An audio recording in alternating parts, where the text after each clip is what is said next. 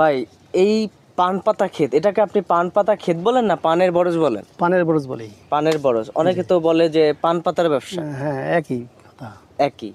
আপনি এখানে দেখলাম অনেক তরিতরকারি করছেন, তার মধ্যে মরিচ গাছগুলো অনেক। এখানে আপনার কত শতাংশ জমির উপরে এই পানে বরজ? জমি আছে এখানে প্রায় 20% জায়গা আছে। 20% জমি। জি। 20% জমির মধ্যে যে মাঝে মাঝে আপনি মরিচ চাষ করছেন, মরিচ চাষ করার কারণ কি? মরিচ গাছে বর্ষা দিনে মরিচ পাওয়া যায় না, বাজারে কিনতে পাওয়া যায় না।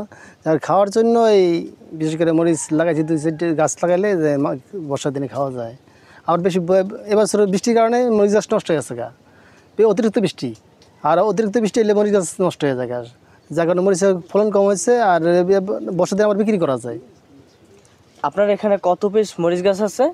আমার কাছে আছে প্রায় 50 পিস মরিচ গাছ আছে। 50 পিস মরিচ গাছ। এই 50 পিস মরিচ গাছ আপনি মরিচ নিজেদের পরিবারে খাওয়ার পরে তো থাকে অবশিষ্ট, ওটা কি করেন? বাজারে বিক্রি করে, হ্যাঁ বিক্রি করা যায়। দাম কেমন পান? এখন তো মাসালাতে ভালো দাম, যেমন 400-500 টাকা কেজি, 400 টাকা করে বিক্রি করা যায়।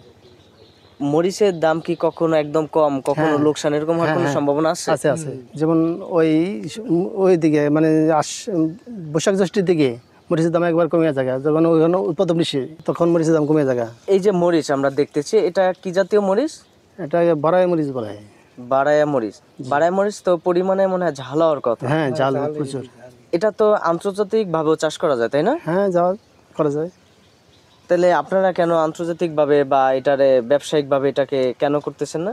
এটা এই বর্ষার দিনে ওভাবে খেতে লাগাইলে হয় না, তেমন সুন্দর হয় না। কত যে পানি বড় উঁচা তো জায়গা, তো জায়গা কিনে কিনে লাগাইতে যে খাওয়ার জন্য হয়। এই ওভাবে মানে বর্ষার দিনে যে গাছ নষ্ট হয়ে যায়, যার কারণে এই জন্য ব্যাপকভাবে কেউ করে না, চাষ করে না। ওই সময় করে বৈশাখ ফাল্গুন কার্তিক মাসে লাগায়, বিশেষ করে কার্তিক অগ্রহণ মাসে লাগায়, যেন বৈশাখ মাসে যে মরিচটা হয় ওইটাই। আপনার এটা কি মাসে লাগানো? আমার এটা লাগানো বৈশাখ মাসে। বৈশাখ মাসে। জি। এই পর্যন্ত একটা মরিচ গাছে যে পরিমাণে আপনার খরচ হয়েছে লাগানোর পরে, জি। এটা বিক্রি করে বা খাওয়ার পরে আপনার কেমন লাভ হয়েছে? না, মরিচে ভালো লাভ হয়েছে। ধরেন একটা মরিচ গাছের পিছনে আপনার 50 টাকা খরচ গেছে, সেই হিসেবে কত টাকা এটা বিক্রি আসছে?